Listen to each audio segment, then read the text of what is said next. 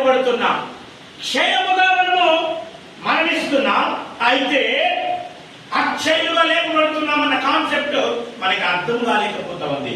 సంఘం సేవ అలాగే ఉంటున్నది. ప్రపంచ వ్యాప్తంగా అందరూ వారి యొక్క అనుచరులను బట్టి ప్రసంగం చేసుకుంటూ అక్కడ ఉన్నటువంటి విశ్వాసులు కానుకల నిమిత్తమై, దశభాగాల నిమిత్తమై, సంఘానికి వచ్చే విధానాల నిమిత్తమై ప్రసంగించుకుంటూ వారి యొక్క మెప్పుతోటి ఆ మెప్పును అనుసరించి ప్రసంగం చేసుకుంటూ లాభ సాధనలుగా వాడబడుతున్న పాత్రలుగా ఉండకుండా స్వార్థంగా అనే విశ్వాసులుగా సంఘము ఉండకుండా ఎలా ఉన్నారట, ఓ అవివేకి, నీవు విత్తునది సత్యతేనే గాని బ్రతికింపబడదు కదా. నీవు విత్తినది దానిని చూడగా దాని యొక్క తీరును మాట్లాడుతున్నారు. అది గోధుమ గింజలు సరే, మరి ఏ గింజలు సరే, వట్టి గింజలే విత్తుచున్నావు గాని పుట్టబోవు శరీరమును విత్తుటలేదు. హల్లెలూయా. కేవలం మనం విత్తనాన్ని విత్తుతున్నాము. ఆ యొక్క చెట్టు భూమిలో నుండి తన్నుకొని బయటకు వచ్చినప్పుడు శరీరముగా ఏర్పరిచేది ఎవరు? అందుకే ప్రధానంగా ప్రశ్న ఏమి ప్రారంభించారంటే, అపోస్తలుడైన పౌలు గారు, ఓ అవివేకి. మనము కూడా దేవుని ఎదుట నెపములు మాట్లాడతాం. ఏం నెపములు? అబద్ధం అనే నెపములు మాట్లాడతాం. అప్పుడు దేవుడు అంటాడు, ఓ అవివేకి, అబద్ధికుడా, నేను అబద్ధం ఆడజాలని వాడను, సత్యవంతుడును, దేవుని యొక్క చిత్తాన్ని నెరవేర్చువాడునై ఉన్నానని ఆయన తన యొక్క సత్య సాక్ష్యాన్ని చెప్తున్నాడు. అయితే మనము అబద్ధికులోనే ఉన్నాం. దేవుని కంటే ఎక్కువగా సుఖ అనుభవాన్ని ఎదురు చూడకండి. హల్లెలూయా. రెండవదిగా మాట్లాడుతున్నాడు, అయితే దేవుడే తన చిత్త ప్రకారము నీ విత్తిన దానికి శరీరం ఇచ్చును, మరియు ప్రతి విత్తనమునకు దాని దాని శరీరం ఇచ్చును. హల్లెలూయా, హల్లెలూయా. మనము విత్తిన విత్తనానికి శరీరం ఎవరిస్తున్నారట? శరీరం ఎవరిస్తున్నారట? తండ్రి. ఒక పురుషుడు కలయిక, ఒక స్త్రీ యొక్క భూమిలో ఆ యొక్క బీజాన్ని విత్తినప్పుడు చాలా జాగ్రత్తగా గమనించండి. నీవు విత్తినది కేవలము విత్తనమే, అయితే ఆ యొక్క గర్భములో అది మగ బిడ్డనా లేకపోతే ఆడు సంతానమా అది నీకు తెలియనే తెలియదు. దానికి శరీరాన్ని ఏర్పరచలేదు. చాలా జాగ్రత్తగా గమనించండి. హల్లెలూయా, హల్లెలూయా. శరీరం నుండి మొండెము, చేతులు, కాళ్ళు, దేవుని స్తోత్రం, సమస్తాన్ని దేవుడు కేవలము పురుషుని యొక్క విత్తనము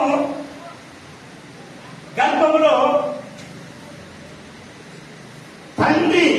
తల్లి స్వరూపం ఏ రీతిగా ఉంటున్నదో సేమ్ అలాగనే ఏ ఆకారంలో ఉన్నారు, వైట్ కలర్ లో ఉన్నారా, బ్లాక్ కలర్ లో ఉన్నారా, ఏ కలర్ లో ఉన్నారు అది మనకే తెలియదు. వాక్యం సర్వీస్ చూడండి, మరలా చదువుతున్నాను. అయితే దేవుడే తన చిత్త ప్రకారము నీవు విత్తిన దానికి శరీరం ఇచ్చును, మరియు ప్రతి విత్తనమునకును దాని దాని శరీరము ఇచ్చుచున్నాడు. మాంసమంతయు ఒకే విధమైనది కాదు.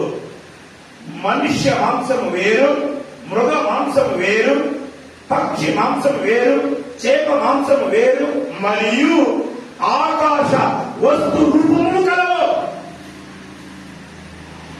భూ వస్తుల రూపములు కలవు, ఆకాశ వస్తు రూపములు మహిమ వేరు, భూ వస్తు రూపముల మహిమ వేరు, సూర్యుని మహిమ వేరు, చంద్రుని మహిమ వేరు, నక్షత్రముల మహిమ వేరు. మహిమను బట్టి ఒక నక్షత్రములకు మరి ఒక నక్షత్రములకు భేదము కలదు గదా. హల్లెలూయా. ఆ మాట సరిగ్గా అర్థం చేసుకోండి. భూ వస్తువులకి ఒక ఆకారం, దాని యొక్క మహిమ కలదు.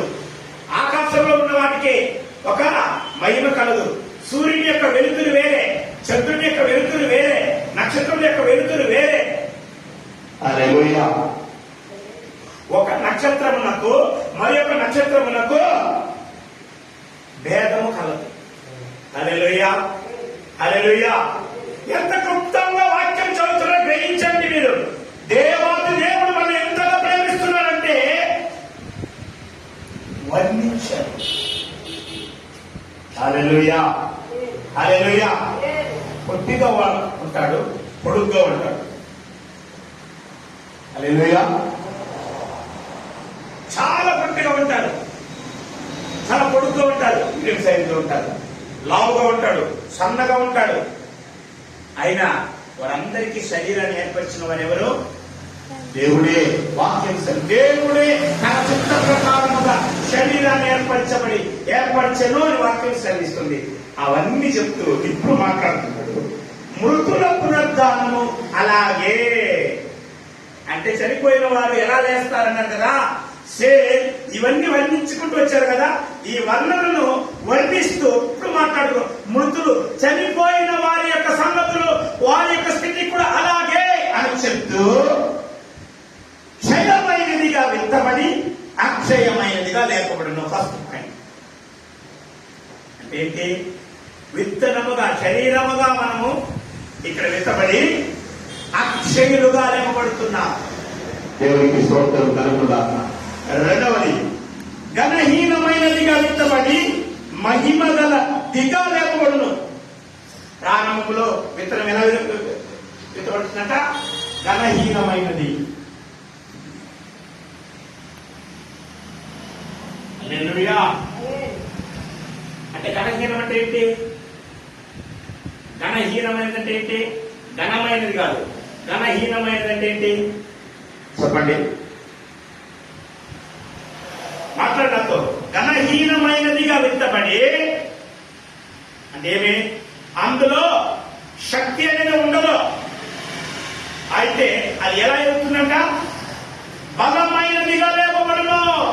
హల్లెలూయా, హల్లెలూయా. అంటే ఏమి? నువ్వు విత్తినప్పుడు అది గోధుమ గింజ అయినా, వేరుశనగ పప్పు అయినా, లేకపోతే ఏ గింజ అయినా సరే, నువ్వు కేవలం భూమిలో విత్తినప్పుడు అది కేవలం విత్తనముగానే విత్తబడుతుంది. దానికి బలం అనేది రాదు. బలం అంటే ఏంటి? వేరు తన్నుకు రావు. ఎప్పుడైతే నువ్వు భూమిలో విత్తుతావో దేవుడు దానికి శరీరాన్ని ఏర్పరచబడినప్పుడు, ఆ శరీరము ఎప్పుడైతే ఏర్పరచబడుతుందో అప్పుడు భూమిని తన్నుకొని బయటకు వచ్చినప్పుడు వేళ్ళు పెళ్లగించుట అంటే వేళ్ళు తన్నుకొని వెళ్ళుటకు ఆస్కారం ఎప్పుడైతే దొరుకుతుందో అప్పుడు తన యొక్క శరీరాన్ని ప్రపంచానికి చూపిస్తుంది. నీవు నేను కూడా దేవుని యొక్క ఆ యొక్క స్వార్థ నిమిత్తమై మనము సమర్పణ చేసుకున్నప్పుడు నీవు కూడా ప్రతి వారికి కూడా ఆ రీతిగానే ఆయన వెలుగులో ఉన్న ప్రకారము నీవు నేను వెలుగులో ఉండాలని. అలా ఉన్నప్పుడు అన్యోన్య సహవాసం